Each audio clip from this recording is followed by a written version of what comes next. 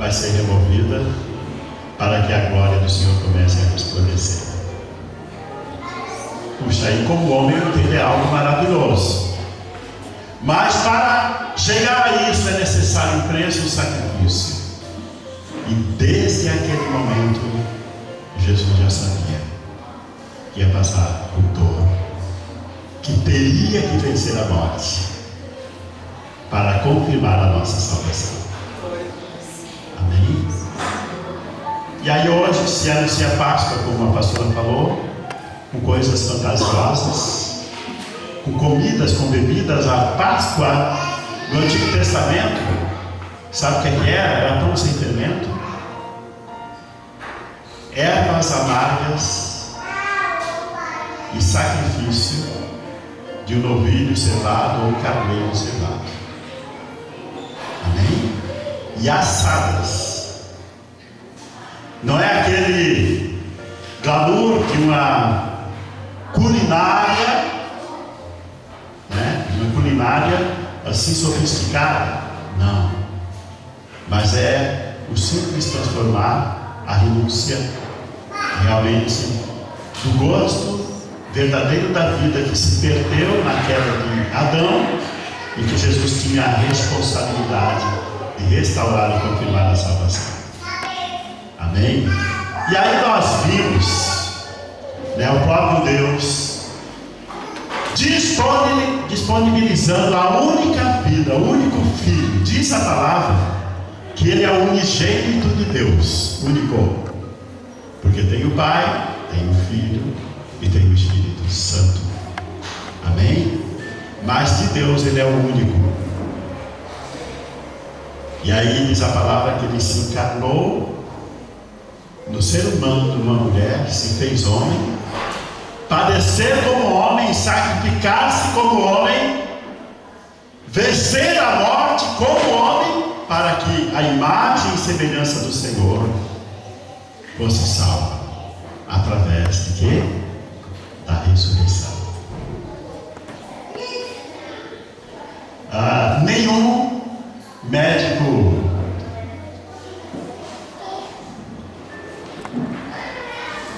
especializado que for em genética, ele pode transformar o homem. Sabiam disso? Até hoje eles podem fazer uma mutação da imagem e semelhança através de células troncos, através da coleta de coisas dos órgãos produtivos, dos genes produtivos do homem e da mulher. Mas eu quero dizer que nenhum dele prevalece se não for a permissão do Senhor. Amém? Por mais que o homem possa criar, a palavra final é do Senhor. Provérbios fala isso, Salmos fala isso, Jesus fala isso. O homem pode criar tudo a partir do que Deus ordenou e deixou. Sabiam disso? Porque Ele não pode transformar nada se não for a vontade do Senhor. E aí, queridos, quando Jesus começou a pregar as boas novas do Evangelho da Salvação, o maior confronto que Ele enfrentou, sem falar da paz que o homem não consegue entender, porque não vem dele, mas foi da ressurreição. E um dos confrontos foi quando Ele entrava nas sinagogas, nas igrejas, aquelas coisas muito bem construídas, bem feitas, e até que servia de um certo orgulho e soberba para o homem, aqueles estilos de construção que atraem. E ele dizia: estão vendo a nossa igreja? Olha, isso aqui foi, até hoje tem essa história, né? Vocês podem ver, essa igreja tem tantos anos, é de 1800, tem 300 anos, tem 1000 anos. Até lá em Jerusalém, vão lá naquelas igrejas onde Jesus passou, e Jesus dizia: não tem valor nenhum, não ficará pedra sobre pedra, podem destruir tudo, porque em 3 dias eu vou construir o verdadeiro e santo templo do Senhor sobre a face da terra. Estão entendendo? Está entendendo que ele estava falando da constituição eterna do templo do Senhor, através daquele que ele criou para ser a imagem e semelhança dele, e que tinha sido profanado. E ele voltou para reintegrar essa salvação, dando santidade e confirmando a salvação através da ressurreição. E aí ele gerou grande confusão e muitos confrontos, né? Aí nós lembramos de Jesus na festa dos tabernáculos lá em Jerusalém, e ele dizia: quem crer em mim, né? Como diz as Escrituras, do meu rio, do meu ser correrão rios de água viva. Aí nós vimos lá no Salmo 46, no versículo 10, que ele diz: aquietai-vos e sabei que eu sou o Senhor, que eu sou exaltado em todas as nações, na terra e no céu.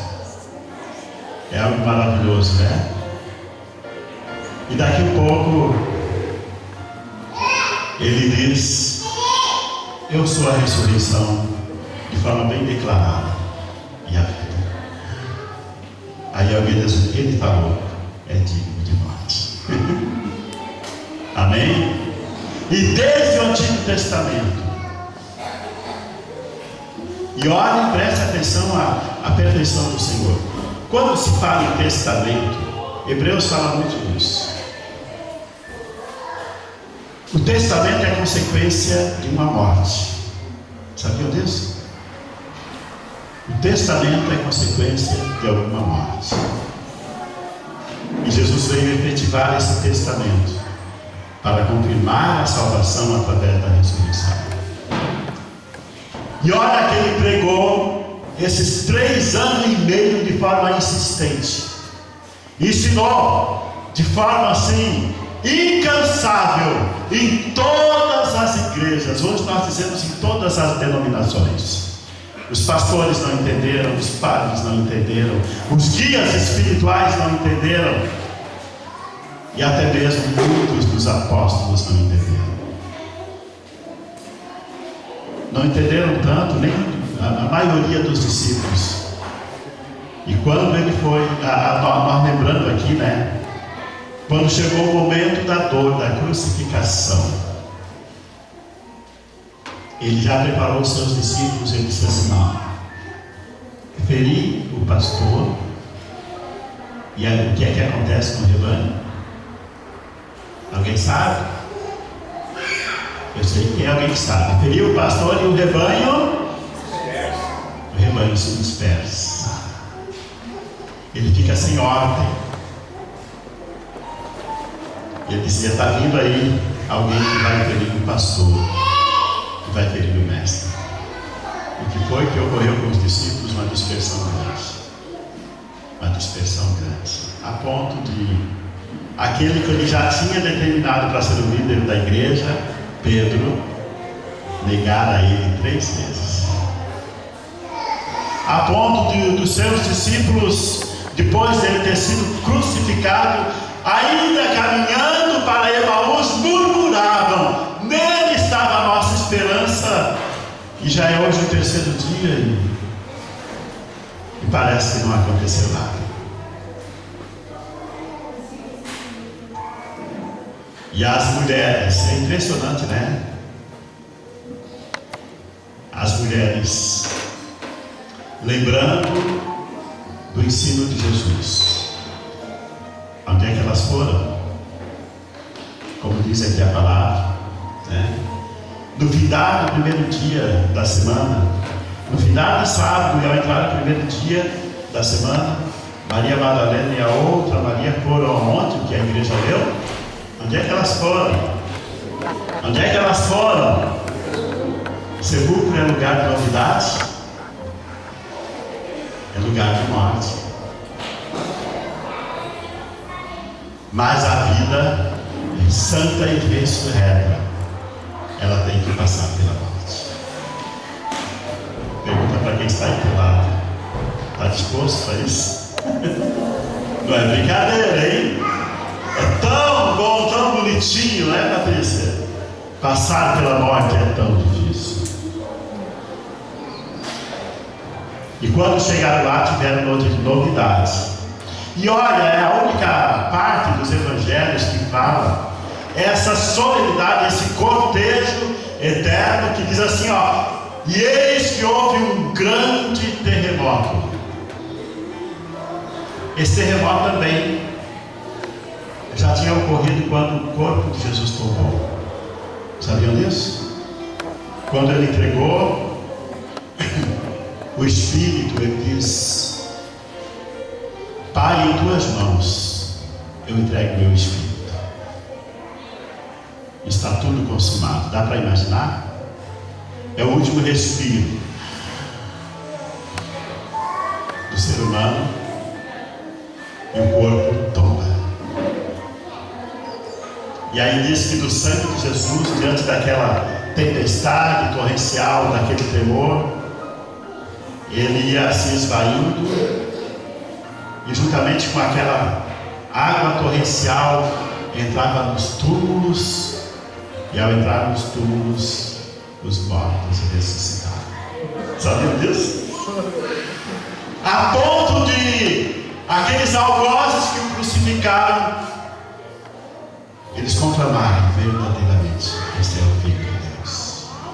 Nós matamos o Filho de Deus. Impressionante, né? E essas mulheres foram ao túmulo e houve o mesmo terremoto. Mas esse terremoto, ele trouxe a presença delas um anjo do Senhor que desceu do céu. E dá para imaginar o esforço do anjo para remover a pedra?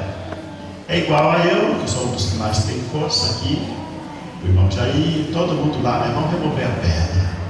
Vamos remover a pedra. Vamos nos somar para remover essa pedra. Não. Simplesmente uma palavra, uma ordem. A pedra foi removida. Foi bem diferente da remoção da pedra para, vamos dizer assim, ó, a ressuscitação da vida de Lázaro. Prestem atenção, ressuscitação, não é ressurreição, de Lázaro. Amém? É o que os médicos fazem aí nos primeiros socorros, para ressuscitar uma vida que teve um ataque cardíaco, por exemplo. Eles botam um fibrilador lá, ou então fazem a massagem em cima do coração para ressuscitar a vida. Foi o que Jesus fez com Lázaro. Mas no caso de Jesus foi ressurreição. Amém? Ressurreição. Jesus não foi mágico. A obra de Deus não aconteceu por uma magia, como muitos pregam ou insinuam. A obra de Deus aconteceu pelo poder, pela ordem de Deus, para a execução do projeto de Deus e confirmação da salvação do homem através da sua ressurreição. Páscoa significa a transformação de um homem totalmente humano, material, para um homem cheio do Espírito Santo de Deus, transformado com desejos eternos e não materiais ou coisas desse mundo. Enquanto nós andamos aqui, essa é a Páscoa.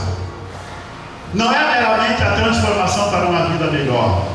Não é caracterizado por muitos chocolates para adoçar a vida, como muitos dizem, que é tradição. Páscoa não é nada disso.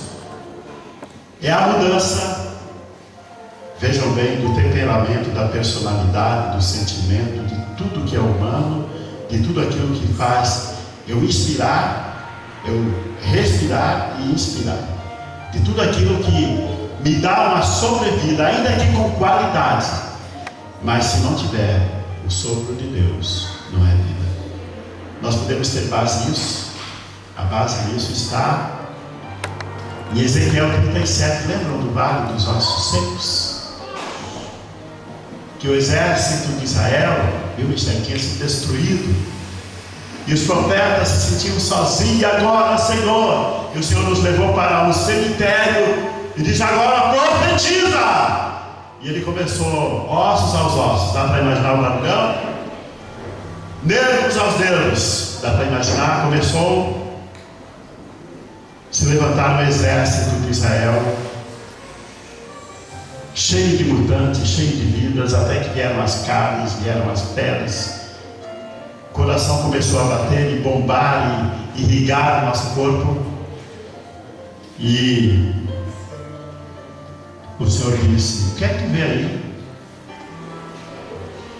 Tem vida aí, Ezequiel? Não, não tem vida. E ele continua profetizando. O que foi que Ezequiel disse? Espírito de Deus, agora habita. E se levantou um exército invencível. Amém? Ele soprou e veio realmente muito mais do que os ventos para os pulmões. Veio a vida eterna se efetivar na vida do homem, para que Deus fosse glorificado através desse homem. Eu quero dizer que esse homem, essa mulher, é você. Diga para quem está ao teu lado: tu és. Esse homem é essa mulher. O projeto de Deus. Amém, Deus? E olha, preste atenção. Mas continua a guerra, continua a batalha. Porque coisa difícil para o homem é tratar do seu próprio entendimento. Eu sei, eu entendo, eu sou da hora, eu sou o cara, eu sou top. Não é assim, Márcia?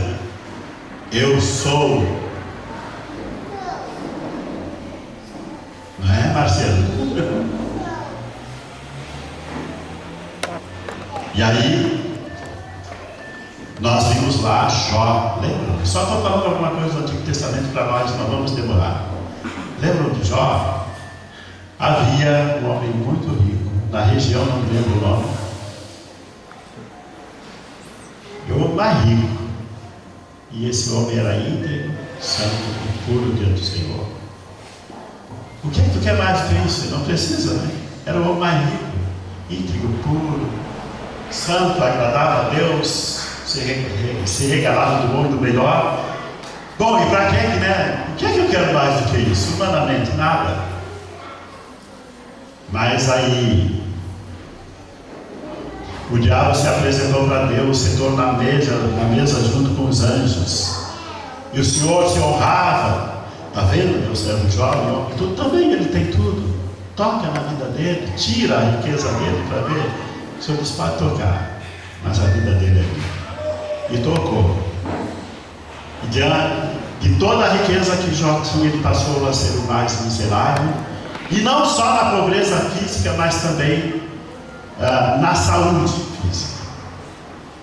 E Jó vivia nas praças, com cacos de telha raspando a própria pele, diante de toda a enfermidade, perdeu tudo, foi mal reputado, ao ponto da sua própria família se rejeitar ele. A própria mulher chegou e falou para ele: olha, homem, esse teu Deus aí não é aquilo que tu fala, não. Alguém já chegou assim para você?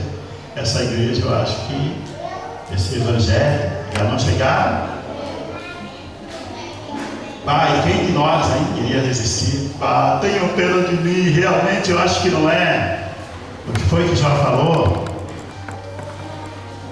Foi que Jó falou? Alguém sabe? Deus tudo tem verdade de tirar. Como é que é, já? Deus deu tudo tem verdade de tirar. Amém, ele falou isso, Deus me deu. Eu vim nu e voltarei nu. E depois, lá no capítulo 19, a partir do versículo 25, ele diz uma coisa maravilhosa: eu sei que o meu, o que é? Alguém pode falar? O meu Redentor vive. Amém? Eu sei que o meu Redentor vive. Você sabe? Pergunta para quem está ao teu lado. E quem que Ele vai me honrar, que Ele vai me exaltar. Será que nós lembramos isso do nosso Redentor sempre? Leia o capítulo 19 de Jó. É um livro antes dos Salmos. Eu sei que o meu Redentor vive. Você tem que lembrar isso quando está no momento de guerra, quando está no momento de confronto, quando está no momento de tristeza. Como Jó, eu sei que o meu Redentor vive. Essa é a esperança que nós devemos ter. Amém? E é algo maravilhoso, algo que realmente nós podemos sonhar e contar com certeza mais do que a nossa própria vida. Ele vive! Quer melhor notícia do que essa? Ele vive. Eu quero proclamar, de acordo com a palavra de Deus, que nós nunca mais morreremos. Diga para quem balança, quem está do teu lado aí, eu não tenho medo de morrer. Nunca mais! E nós vamos daqui para um lugar incomparavelmente melhor. E Jesus realmente é aquele que nós vamos sob as suas asas. Aleluia! Dá para imaginar a boa notícia que Jesus veio nos trazer? E ainda nós vimos aqui que as vestes desse anjo resplandeciam. E que ele diz assim, ó, não tem mais, porque eu sei que vocês estão buscando aquele que foi crucificado. Nos outros evangelhos assim, ó, vão e anunciam que ele vive. Que ele vive, viu, Bruno? Ele vive. Aleluias. E olhando para toda a palavra de Deus, para entender um pouquinho de ressurreição, por favor, leia, pode anotar aí, por favor, queridos, testifiquem. Nesta semana, leiam todo o capítulo 15 da primeira carta de Paulo aos Coríntios, que fala detalhadamente sobre ressurreição. E aí vem todo aquele projeto dizendo que Jesus passou todo esse sacrifício, aquilo que foi profetizado lá em Isaías 53. Para que eu e você fôssemos transformados e salvos pela ressurreição de Jesus. Ele derramou a vida em prol da transformação da nossa vida, para que nós fôssemos santos, ressurretos como Ele é. E aí ele reuniu os apóstolos, os discípulos, e diz: lá na Galileia eu me encontrarei com vocês. E olhando lá para o Evangelho de Lucas, se não me engano, no último capítulo, os discípulos já dispersados pescavam, e naquela noite não tinha dado nem um peixe. E aí eles viram Jesus andando na praia, né? Parece o mestre. E o mestre assim: traga um peixe. Eles: como é que nós vamos levar peixe? Pescamos a noite toda, não pegamos um. Foi o que Jesus mandou fazer? Jogue a rede do lado direito. E eles jogaram, e quando viram o peso da rede, eles nem se importaram mais com o peixe, é o mestre. E diz que Pedro estava com calção, sem camisa, se cingiu e foi correndo ao encontro de Jesus. E diz que tinha 153 grandes peixes. Mas quando eles chegaram lá, Jesus estava assando já um peixe com pão e convidou eles para participar daquele suculento e gostoso café da manhã. Jesus santo e ressurreto. Pastor, como é que é a ressurreição? Como é que é a transformação? No capítulo 15 de 1 Coríntios, diz que num momento só, no abrir e fechar de olhos, não é um segundo, não é um milésimo de segundo, é algo assim inefável aos olhos humanos. Nós seremos transformados. Quem somos nós, pastor? Nós, ainda que andamos fazendo a obra de Deus sobre a face da terra, e aqueles que já foram recolhidos e que ainda por enquanto estão em lugar de descanso, porque proclamaram o nome de Jesus. Aí todos os mortos ressuscitarão, e depois de voltar a essa vida, serão transformados no abrir do pescado, no piscar de olhos, para a manifestação da glória do Senhor. Hoje, Jesus, como nosso intercessor, ele disse, está ali a ascensão dele, no último versículo, eu vou para o Pai. E eles ficaram adorando, ele ainda ficou dando ordem, até que sumiu. Lá em Atos dos Apóstolos, aparece o anjo: homens, o que é que vocês estão olhando? Esse Jesus que vocês viram subir, ele voltará da mesma forma que subiu. Vão e anunciem, até esse glorioso dia ser manifestado na nossa vida. Amém? Se aparecer alguém explicando como será a transformação, ou caracterizando de forma científica essa transformação, não creia, porque isso é algo de Deus, que a ciência humana não explica. Mas uma coisa nós sabemos: nós vamos estar lá. Pergunta para quem está ao teu lado: você quer estar lá? É algo maravilhoso. Aí diz Apocalipse: lá não haverá pranto, não haverá tristeza, lá o Senhor enxugará todas as lágrimas. Amém? E nós viveremos uma vida de júbilo, de alegria para todos sempre. Mas já podemos começar a viver desde agora, porque olha o que foi dito aqui, né? Eu não vou aqui detalhar cada versículo, que dá vontade, é tão bom, né? É tão bom, né? É tão bom. Mas aqui, ó, ele disse assim: aí por todo mundo fazer discípulos. Tu tem fé para isso? Pergunta para quem está ao teu lado: tem fé? Tem fé? Puxa, está tão difícil, pastor, está chovendo, não vou na igreja. Está difícil, pastor, né? Eu não estou a fim de enfrentar essa dificuldade, esse trânsito, né, irmã Beth? Pastor, que trânsito! Está tão difícil, eu não consigo. Mas o Senhor disse que por todo mundo pregai o Evangelho, fazei discípulos meus de todas as nações.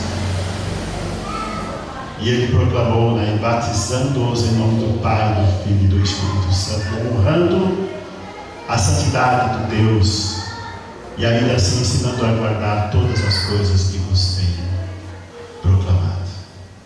E aí vem aquela promessa maravilhosa: porque eu vou estar contigo todos os dias, até a consumação do século. Quando é a consumação do século? É quando vir o grande dia do juízo, ou no dia que o Senhor recolheu de nós. Amém? Então nós temos que estar preparados. Entenderam, amados? Para usufruir dessa salvação maravilhosa, que é a ressurreição de Cristo, que o homem não entende, que é algo muito íntimo do Senhor. Aleluias, que Jesus proclamou e entregou para nós. Não te preocupa. E ó, a maioria de todas as vezes que Jesus, podem ler ali os capítulos finais dos evangelhos, principalmente Mateus, Marcos tem pouca referência, Lucas e João. Todas as vezes que Jesus ressurreto aparecia nas reuniões, que os discípulos estavam com medo e querendo fugir, ele passava por paredes, que não é magia, porque ele é Deus, ele é poderoso. E a primeira saudação que ele dava é algo que o mundo não consegue entender: paz seja convosco. Amém? Paz seja convosco. E ainda dizia, ele soprava, ele dizia assim: ó, recebam o Espírito Santo. Lembram de João? A partir do capítulo 12, eu vou, mas eu vos mandarei o Paráclito, o Consolador, o Confortador, o próprio Deus vivo, aquele que vai pedir um espaço na tua vida para viver dentro de ti. E quando fores levado para o tribunal, diante dos governadores, não te preocupa com o que falar, porque o Espírito Santo de Deus falará pela tua boca. E dá para imaginar Jesus intercedendo pelo Pai, adiante do Pai, dizendo assim: Pai, ó, a Claudete não, nem a Margarete também, nem a Gisa, nem ninguém, nenhum, Pai. Lembra a oração intercessória de Jesus, no capítulo 17 de João? Nenhum. Não, Pai, eu quero todos, eu dei a vida, eu dei a vida, eu derramei a vida, eu tombei a minha vida pela vida deles. Isso é ressurreição. Entenderam, amados? Transformação. Não é meramente aquela data festiva sem entendimento, não é aquele churrasco suculento, que é tudo bom. Só que nós temos que entender o verdadeiro sentido da ressurreição. E Páscoa, querido, Páscoa significa a libertação de uma vida de escravidão para uma vida de liberdade, uma vida de livre-arbítrio. Agora, a ressurreição é a transformação de uma vida que estava perdida nos pecados para uma vida santa e ressurreta diante do Senhor. Eu, aos olhos humanos, não tenho a menor chance de ser perfeito, mas Jesus me olha e diz que eu sou a menina dos olhos de Deus, que sou, o apóstolo Pedro fala lá na primeira carta, geração santa, exclusividade de Deus, nação eleita. Ah, que coisa linda! Nação eleita para a glória. Dá para imaginar isso? Esse é o motivo da festa. Amém, Gabriela? Esse é o motivo da festa. E aí, confirmando, nós nascemos para nunca mais morrer, para proclamar o aleluia eterno. E vejam bem, lá no capítulo 19 do livro de Apocalipse, nós vimos lá a proclamação do aleluia eterno.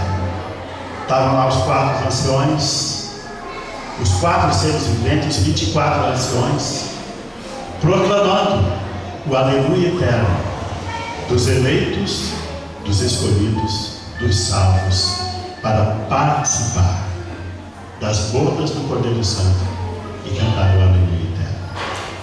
Amém? Você pode cantar esse aleluia eterno? Sabe o que quer dizer aleluia? Louve ao único Deus. Isso quer dizer aleluia. Louvem a Deus. Balança quem está do lado. Louvem a Deus. Mais uma vez, diga aleluia. Dê aleluia. E glorifique o nome do Senhor. Dá para entender o que é Páscoa? Não é aquela poesia, aquela emoção, nada disso. Páscoa é algo definitivamente eterno, que Jesus conquistou para nós, pelo sacrifício perfeito e principalmente pela ressurreição. Entenderam, queridos? Tiago, entendeu? Entendeu, filho? Ficou bem claro, Paulo? Deu para entender? O Herder, entendeu? Amém? Vitor, entendeu o que é Páscoa? Amém? Mariano, entendeu? Então tá. Querido, nós temos que entender a palavra de Deus. Eu vou chamar aqui agora o Ministério de Louvor. Nós vamos cantar o aleluia. Vamos cantar. Vamos celebrar. Amém? Diga para quem está do lado, vamos celebrar. Vamos adorar. Vamos louvar ao Senhor. Amém? A igreja vai estar um pouco assim, cansada. É muita carne, é muito churrasco, é muito chocolate. Não, queridos. É bastante glória, é bastante louvor, é bastante aleluia. Eu convido a igreja a ficar de pé, quem puder. E vamos, queridos, por favor, eu vou desafiar a igreja agora. Eu não sei fazer isso. Isso é ministério da pastora, mas eu vou desafiar a igreja Eu vou desafiar a igreja. Eu vou desafiar a igreja a fazer toda a força da sua vida, a proclamar o aleluia eterno. E esse louvor, a pessoa que foi usada pelo Espírito Santo de Deus, até veio o testemunho dessa pessoa. Ela disse que andando, viajando muito, via os mares, via as montanhas, e em tudo ela via a glória do Senhor. O passarinho, quando canta, realmente o barulho das águas, o cair das folhas, o balançar das árvores, tudo é para manifestar a glória do Senhor. Aleluia. Nós devemos ver a glória do Senhor, aleluias, em todas as circunstâncias da nossa vida, aleluias, para proclamar o eterno aleluia do Senhor. Faça isso, levante as mãos e proclamem essa grandeza, aleluias, para o qual Jesus quer nos levar até a sua glória. Adoremos, levante as mãos.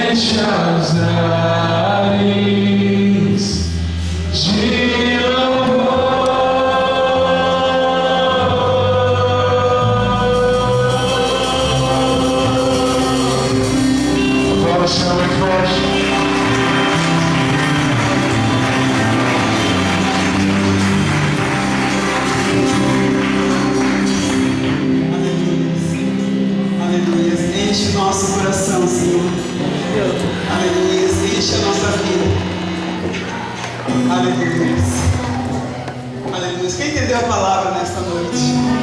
Amém. Aleluia. Se nós for e até o finalzinho ali do 28, nós vamos ver que os judeus, eles mentiram acerca do Senhor Jesus. Eles compraram os guardas para mentir e o corpo de Jesus foi roubado. E até hoje essa mentira continua tentando entrar na mente e no coração do povo de Deus. Você pode dizer assim: no meu coração essa mentira já não cola mais. Você pode dizer: no meu coração não. Amém, querido? Graças a Deus. Aleluia. O Senhor é bom. E as misericórdias dele dura para sempre, sempre, sempre, sempre, sempre, sempre, sempre, sempre, sempre. Olha para o teu irmão e diga: irmão, não desista nunca. Porque a misericórdia do Senhor está sobre a sua vida. Diga assim: sempre, sempre, sempre, sempre. O Senhor é bom em todo o tempo. Amém? Aleluia. Procure revisar sempre a sua vida. Procure agradecer sempre ao Senhor por ela. Quem já viu a palavra do Senhor dizendo assim, ó, reclame? Quem já viu? Levante as mãos. E quem já viu clame? Levante as mãos. Nós fizemos totalmente ao contrário, né? Nós reclamamos. O Senhor diz: clame a mim. E a partir do momento que nós começarmos a clamar, Deus vai começar a agir na nossa vida. Amém? Diga assim: irmão, então clame. Porque há muitos anos nós temos reclamando e murmurando. Mas não é assim que o Senhor quer. E é por isso que muitas vezes a nossa bênção não vem. Vamos clamar ao Senhor então? Sacode o teu irmão com bastante unção. Até ele gritar aí do teu lado. Bastante unção, até ele gritar. Diga assim: que hoje em dia a gente começa a clamar então. Foi forte essa unção aí, queridos? Muitas vezes nós precisamos, né? De alguém que nos sacuda aí do lado, né? Dá um sacudidão aí. De vez em quando, até na nossa casa, é bom a gente estar depois daquele sacudidão para nós acordar. Porque muitas vezes ficamos assim, cochilando, dormindo. As lutas vêm, nós encolhemos. Como foi ministrado domingo? Foi domingo, né? Passado sobre o gigante. Né? O gigante vem e nós ficamos. Nos encolhemos e queremos esconder desse gigante. Diga assim: olha aqui, Satanás. Mas fica com bastante verdade. Diga assim: olha aqui, Satanás. Tu estás sabendo, né? Que o maior, diga assim: que o maior é aquele que já ressuscitou. Está comigo. Do que aquilo que está no mundo. Diga assim: eu não temerei. Diga de novo: eu não temerei. As lutas, as tribulações, as angústias. Porque eu sei. Diga assim: porque eu sei que Ele vive. Amém? Você não terminou isso na sua vida. Eu sei que Ele vive. Sabe por que eu sei? Porque eu estou viva. Amém? Glória a Deus. Aleluia. Deus vai estar orando. Aleluia. Pastor vai deixar à vontade. Se você quiser vir aqui na frente, a palavra falou com você. Se você crê que o Senhor Jesus vive, você pode vir aqui na frente. Dê um passo de fé. Aleluia. Porque nós podemos